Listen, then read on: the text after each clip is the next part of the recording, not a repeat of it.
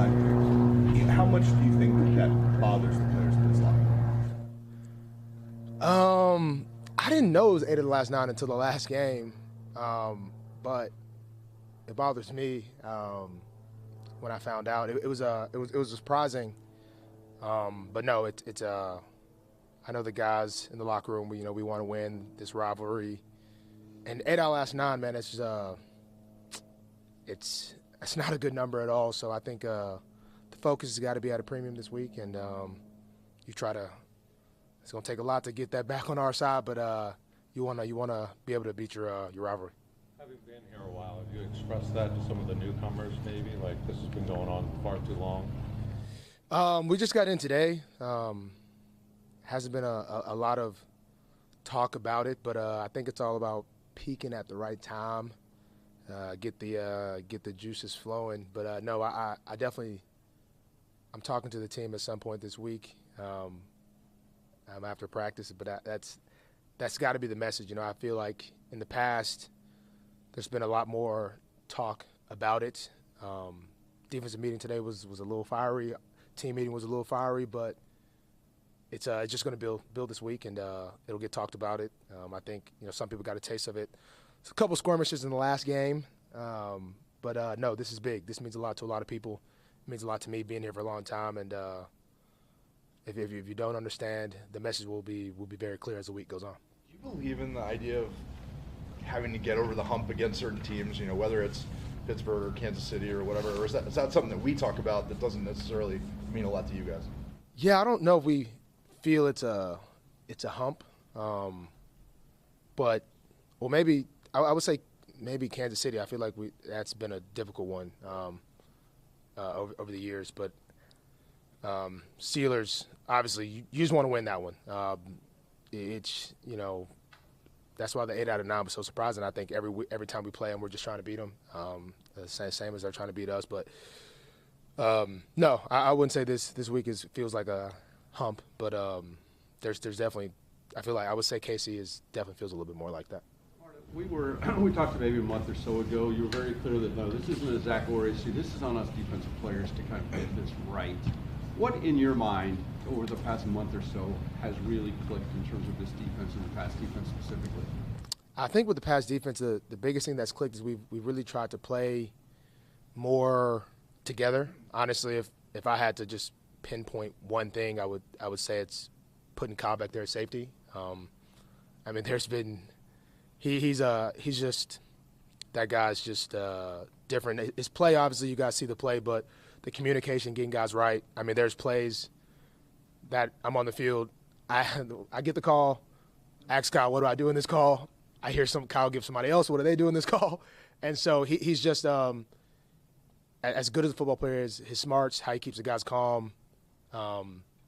He's just a piece you can put in any position, but him going back to safety has seemed to really stabilize everybody else in all their spots, whether it's corners, the community to nickel, community to the backers. Rowe's doing so much, giving the front and everything, but I think Kyle's been able to just help us stabilize in the secondary. And to me, that's kind of been the big thing on the back end. And in the pass rush, those guys, they've come alive as well. A little bit more, kind of cage rush type deals and letting guys win their one-on-one. So it's been really a group effort to get things right. So not trying to. Not trying to give Kyle all the credit, but he deserves a big amount for sure. Hey, Marlon, for you, you're playing at a really high level this year. You dealt with the injuries last year. Like, what did it mean to you? What did this season mean to you, and what does it mean to be playing at the level that you're playing at, given what you overcame last year? Man, this year has been. I came into it a little bit different than I would say I've ever approached a season. I just, last year with the injuries, it was a lot, mentally. And I kind of just treated this year, I've really tried to treat each day like I think about training camp. I just came into the season thinking, you never really know what's going to happen. And I think the situations we had throughout training camp with guys getting in car wrecks, our coach passing away, I really try to treat every day like it's my last, and I try to treat every practice so many days in training camp, you wake up, you're not really feeling it, and I journal a lot more, and I basically just write whatever I'm writing, and I write usually just treat today, enjoy today, do what you can, and so I think that's really been able to help me really just enjoy the days to where, obviously you want to stay healthy, you want to play for a long time, but watching games is not very fun, and you think, man, if I could do this, but I really try to. And then Zach Orr being a coach who you just really never know when your last play of football is going to be, and I think that's not a reality that a lot of us think as football players. I think it's not a lot of reality that people think in life. It's just we had people could have been tragic car accidents, a coach passing. There's just so many things you can think about. I'm just very grateful to just wake up today, wake up to hopefully tomorrow, the days I get. And it's really helped me. It's helped me just be more calm as a player, just go into it, just enjoy what I can enjoy, control what I can control. And I think that's been the biggest difference, I would say. And also trying to eliminate unknown stress. So I try to think about if I show up to the team plane 10 minutes before we take off, or if I show up an hour, which one would be less stressful? So I actually got to the team train this past weekend before we could even get on the train, which was a first. But I was like, well, this is better than being almost late. So I try to think, what is stressful? So I packed my bag the night before instead of packing it the day of and scrambling. This past game, I had my wife get here early, even though you don't have anything to do, you'll find something to do. So I try that. That's something else I've changed, which has helped.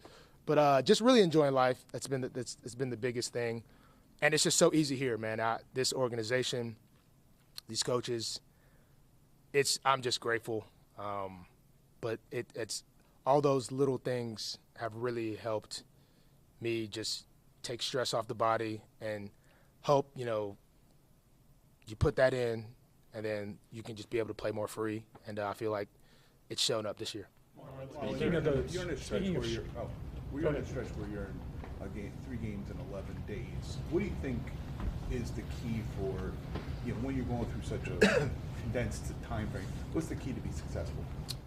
I think the key to be successful in that is, sleep, recovery, and leaning on the coaches, leaning on the people that are in house to help you with the nutrition, with Sarah, with the weight room, with Scott, with the coaches, doing the things as much as you can here, to where when you get home, because it's turning around really, really quick, and the biggest thing, you just got to be on the same page. I think there's another team or two that's got some other tight stretches, so we're not the only team, but that's the biggest thing, is just put in the work, do it quick and try to stay ahead.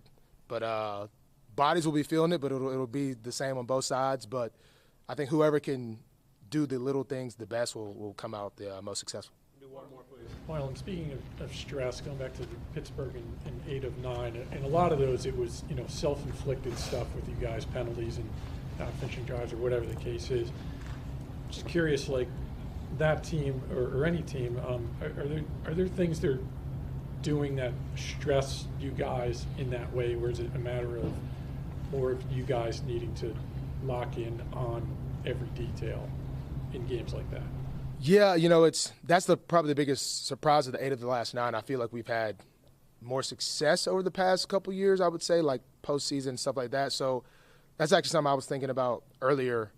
Why is that so? And I feel as though it's kind of been more of them having better, success. And why does that come? I think it's been a little bit of, kind of like you said, a little bit of self-inflicted. I think we've sustained drives and they kind of die at the end. We've, gotten a stop or get a flag, gotten a stop, get a flag. It's been a lot of different things that it just seems like it hasn't went our way, but it's not like, oh, we were just unlucky. It just was, you got to play disciplined football. I think Tomlin, kind of, I feel like he wants to just keep the game close, and then win it at the end. And honestly, that strategy works pretty well when they play us. But, I respect what he does as a coach. His team is there's a lot of teams out there that you can say they weren't really tough, they didn't really bring it, but that's one thing that I love about the rivalry. There's not a lot of fair dodging. They're going to do what they're going to do. They're going to run the ball, take their shots. It's not really going to be a secret, and they feel that they can do that and be successful, and we got to feel that we can stop it and do the opposite. All right, thank you.